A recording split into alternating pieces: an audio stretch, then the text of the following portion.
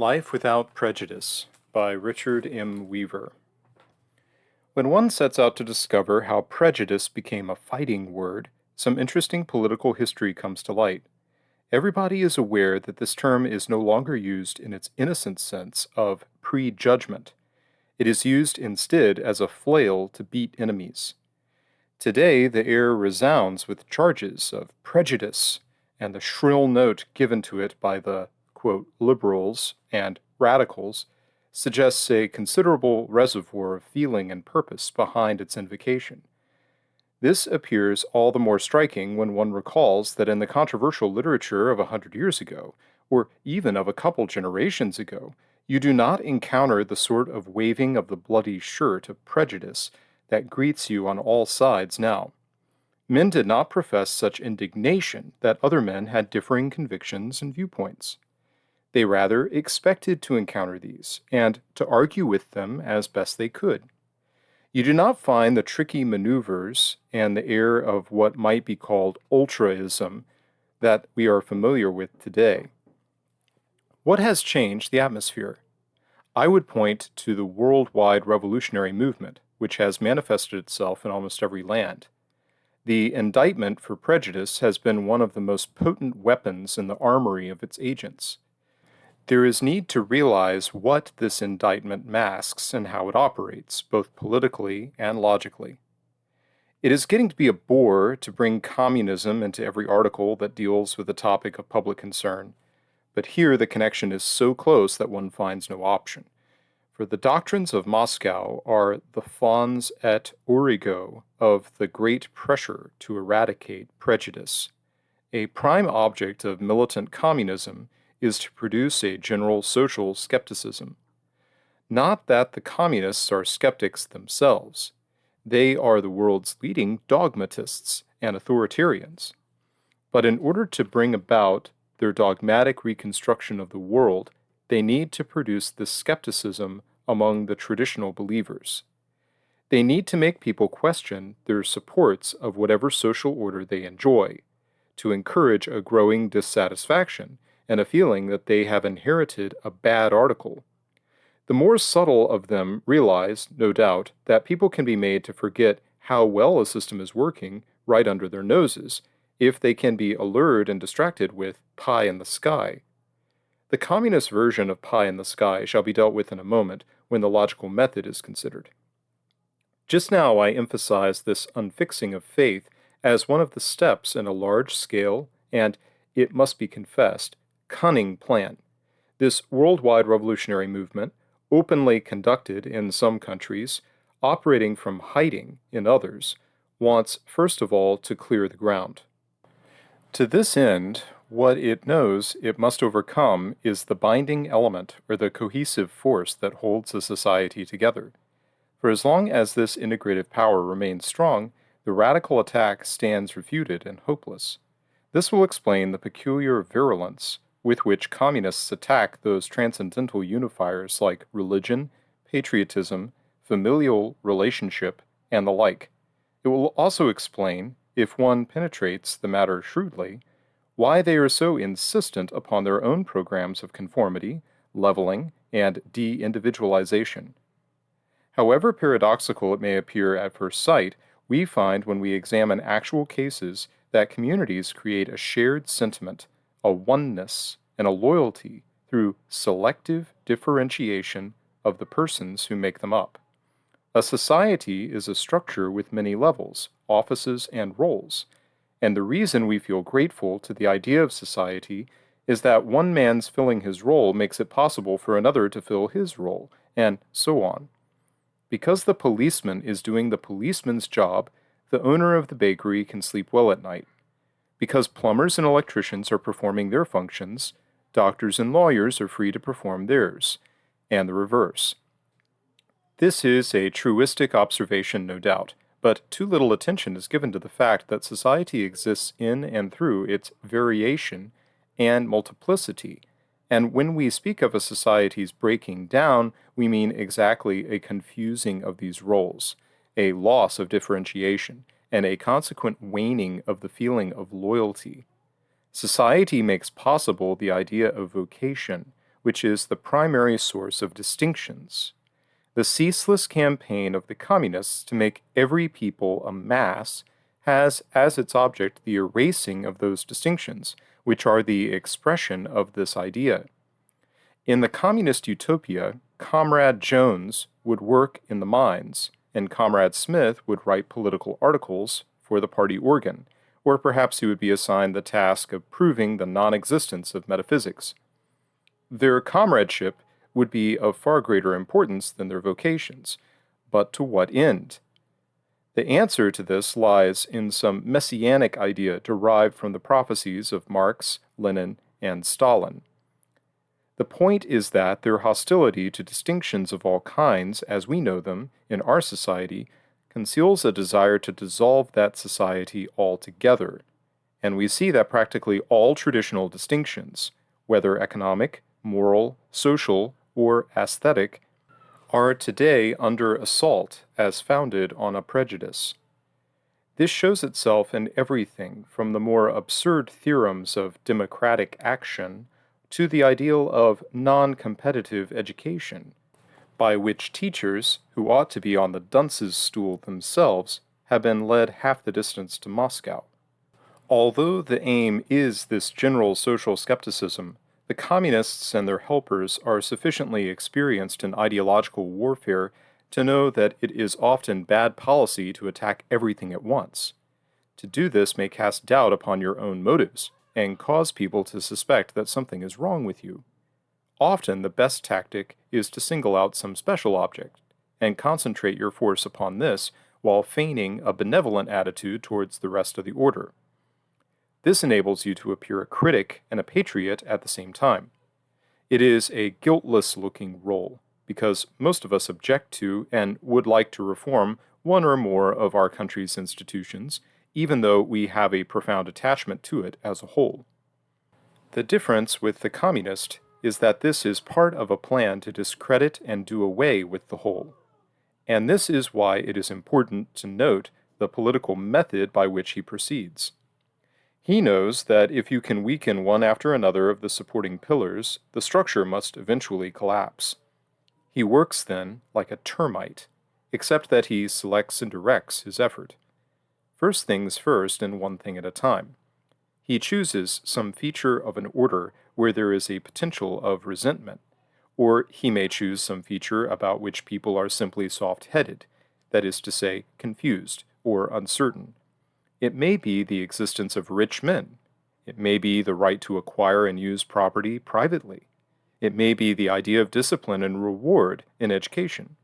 It may be some system of preferential advancement, which produces envy in the less successful. His most common maneuver, as previously suggested, is to vilify this as founded upon prejudice. The burden of his argument usually is that since these do not have perfectly rationalized bases, they have no right to exist. You will find especially that he pours his scorn, and this seems a most important clue to his mentality, upon those things for which people have a natural, and in his sense, irrational affection. The modern communist, looking upon this world with its interesting distinctions and its prolific rewards and pleasures, may be compared to Satan peering into the garden. Milton tells us that the arch-fiend saw undelighted all delight. The more he sees people attached to their theoretically impossible happiness, the more determined he is to bring on the fall.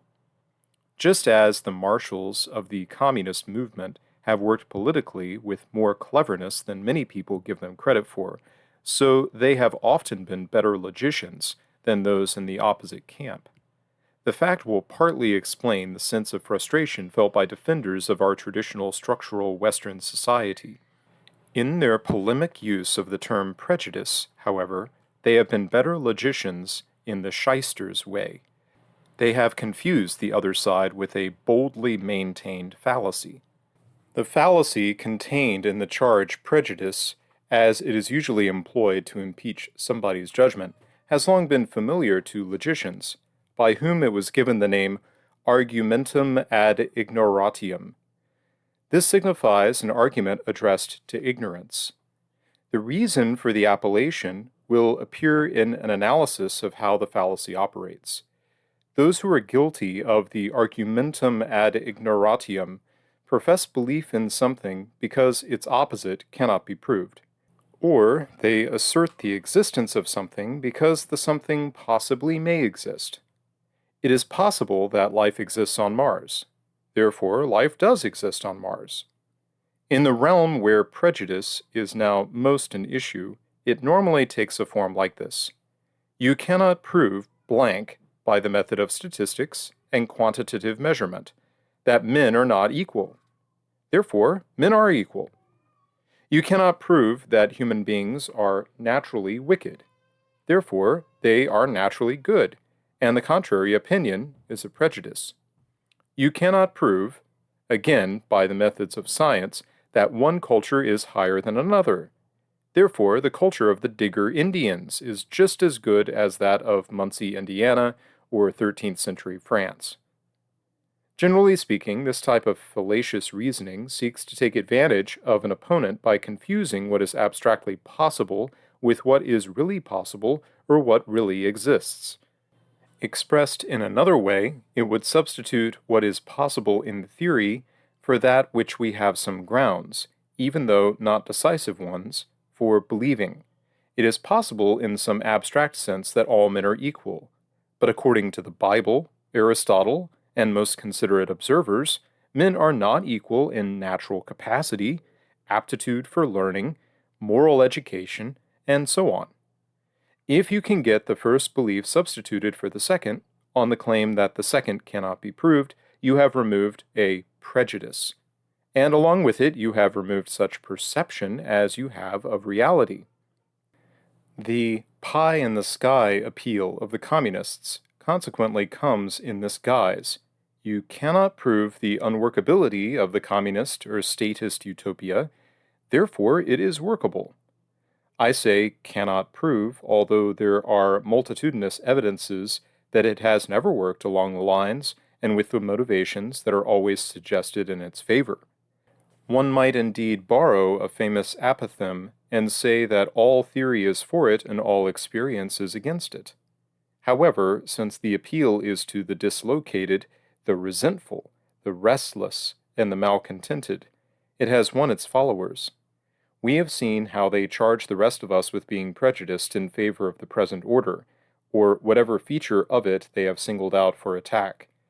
Often they manage to conceal the fallacy underlying their position by a vocabulary and a tone which intimidate the conservative into feeling ignorant. A critical examination of their logic, therefore, deserves priority. But after we have seen the worst of what can be said against the type of ideas which they condemn as prejudices, we ought to inquire whether such ideas are capable of positive good. A number of years ago, John Grier Hibben, a professor of logic at Princeton and later president of that university, wrote a temperate essay entitled A Defense of Prejudice. Professor Hibben demonstrated in some detail why it is a mistake to classify all those notions which people denominate prejudices as illogical. A prejudice may be an unreasoned judgment, he pointed out, but an unreasoned judgment is not necessarily an illogical judgment. He went on to list 3 types of beliefs for which we cannot furnish immediate logical proof, but which may nevertheless be quite in line with truth. First, there are those judgments whose verification has simply dropped out of memory. At one time, they were reached in the same way as our logical conclusions, but the details of the process have simply been forgotten. It is necessary to the economy of thought that we retire from consciousness many of the facts that were once used to support our judgments. The judgments themselves remain as a kind of deposit of thought. They are not without foundation, though the foundation is no longer present to the mind with any particularity, and the very fact that we employ these judgments successfully from day to day is fair evidence that proof would be available if needed. The judgments are part of the learning we have assimilated in the process of developing a mind. The second type of unreasoned judgments we hold are the opinions we adopt from others. are betters in some field of learning or experience. There is no need to labor the truth that we all appropriate such opinions on a considerable scale, and if we could not do so, books and institutions of learning would lose their utility. No man in a civilized society proves more than a small percentage of the judgments he operates on, and the more advanced or complex civilization grows, the smaller this proportion must become. If every man found it necessary to verify each judgment he proceeds on, we would all be virtual paupers in knowledge.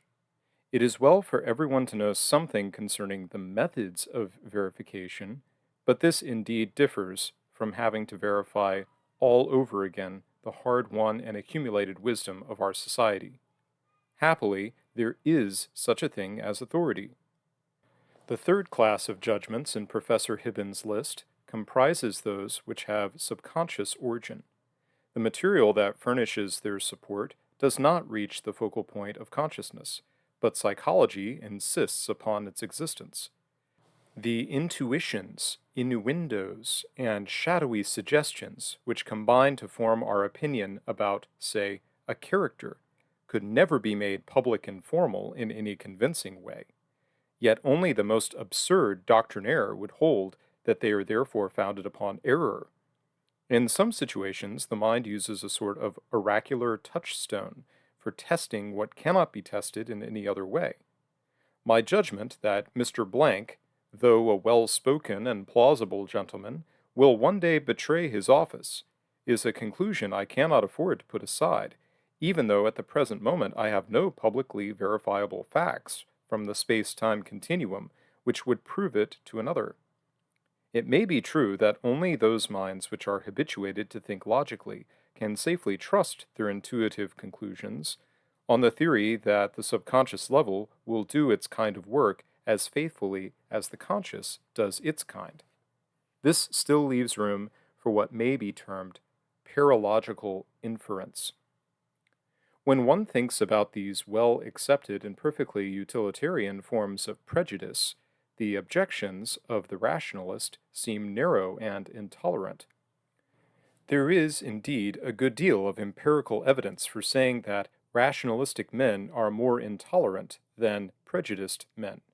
The latter take the position that their judgments are reasoned conclusions. And why should one swerve or deflect from what can be proved to all reasonable men? Such are often the authors of persecutions, massacres, and liquidations. The man who frankly confesses to his prejudices is usually more human and more humane. He adjusts amicably to the idea of his limitations. A limitation once admitted is a kind of monition not to try acting like something superhuman. The person who admits his prejudices, which is to say his unreasoned judgments, has a perspective on himself. Let me instance two cases in support of this point. When H. L. Mencken wrote his brilliant series of essays on men, life, and letters, he gave them a title as illuminating as it was honest: Prejudices. What he meant, if such a dull addition as a gloss may be permitted with Mencken, was that these were views based on such part of experience as had passed under his observation. There was no apology because some figures were praised and others were roundly damned, and there was no canting claim to objectivity. Mencken knew that life and action turn largely on convictions which rest upon imperfect inductions or samplings of evidence, and he knew that feeling is often a positive factor. The result was a tonic criticism, unrivaled in its time. Did his unfairness leave him unread and without influence? He castigates religion in many ways, and I have known churchmen who admire him and quote him.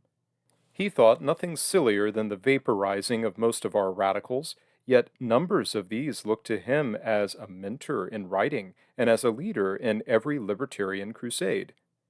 In brief, they found in him a man whose prejudices had more of reality than the slogans and catchwords on political banners.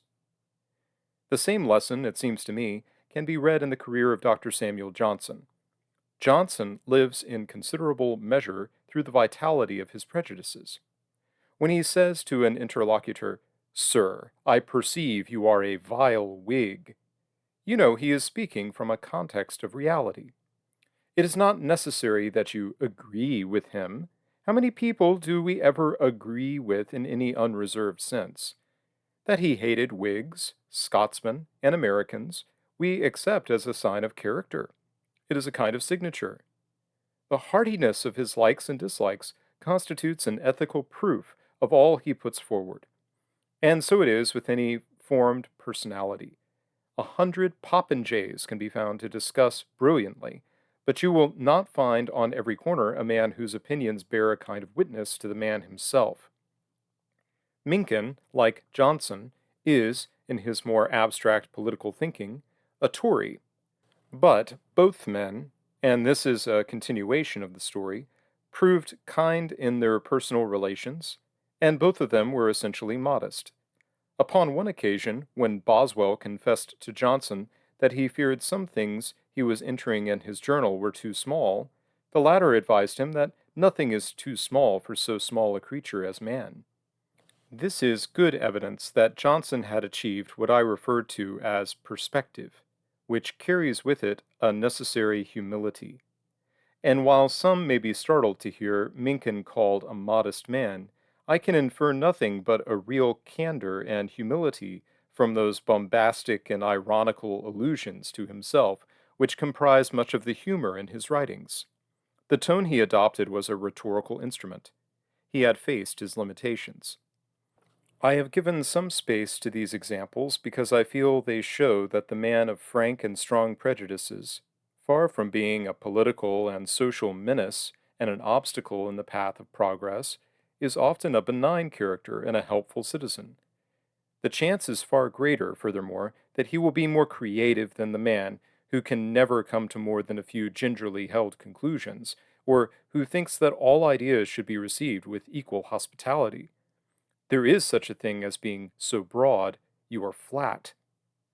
Life without prejudice, were it ever to be tried, would soon reveal itself to be a life without principle. For prejudices, as we have seen earlier, are often built-in principles. They are the extract which the mind has made of experience.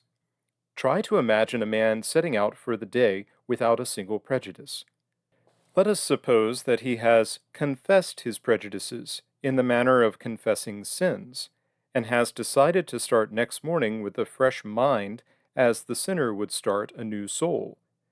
The analogy is false. Inevitably, he would be in a state of paralysis. He could not get up in the morning, or choose his necktie, or make his way to the office, or conduct his business affairs, or, to come right down to the essence of the thing, even maintain his identity. What he does in actuality is rise at his arbitrary 7:15, select the necktie which he is prejudiced in favor of, set off relatively happy with his head full of unreasoned judgments, conduct a successful day's business, and return home the same man he was, with perhaps a mite or two added to his store of wisdom. When Mark Twain wrote, "I know that I am prejudiced in this matter, but I would be ashamed of myself if I were not," he was giving a therapeutic insight into the phenomenon of prejudice. There is a kind of willful narrowness which should be called presumption and rebuked, but prejudice, in the sense that I have tried to outline here, is often necessary to our personal rectitude, to our loyalty to our whole vision. It is time, then, for the whole manner of prejudice in relation to society and conduct to be re-examined and revalued. When this is done, it will be seen that the cry of prejudice, when it has been used to frighten so many people in recent years, is often no more than caterwauling. It has a scary sound, and it has been employed by the illiberal to terrify the liberal. And since the liberal, or the man who has not made up his mind about much of anything, is today perhaps the majority type, it has added a great deal to the world's trepidation and confusion. The conservative realizes that many orthodox positions, once abandoned in panic because they were thought to be indefensible, are quite defensible, if only one gives a little thought to basic issues. Surely, one of these positions is the right of an individual or a society to hold a belief which, though unreasoned, is uncontradicted. When that position is secured, we shall be in better shape to fight the battle against the forces of planned disintegration.